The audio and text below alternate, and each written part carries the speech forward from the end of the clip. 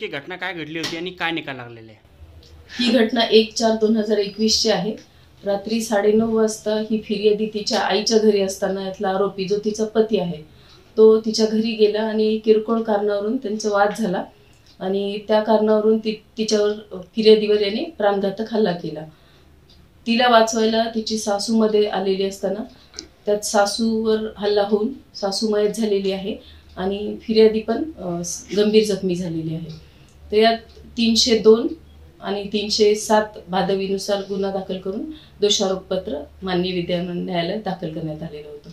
यात एकूण 8 साक्षीदार तपासण्यात आले। त्यापैकी यातले वैद्यकीय अधिकारी, फिर्यादी स्वतः आणि इतर साक्षीदार, यातले तपास अधिकारी श्री ठाकरे साहेब यांच्या साक्षी महत्त्वाच्या ठरल्या आणि दोन्ही बाजूंचा युक्तिवाद ऐकल्यानंतर विद्यमान न्यायालय जिल्हा न्यायाधीश 3 श्री किशोर जयस्वाल यांनी या प्रकरणातील आरोपी संतोष भीमराव सरोदे याला सासूचा खून केल्याप्रकरणी 302 भादवीमध्ये जन्मठेपेची शिक्षा आणि 10,000 रुपये दंड आणि पत्नीवर प्राणघातक हल्ला केल्याप्रकरणी भारतीय दंडविधानचे 307 नुसार 10 वर्ष सश्रम कारावास आणि 10,000 रुपये दंडाची शिक्षा सुनावलेली आहे। ही घटना कधी घडली मॅडम?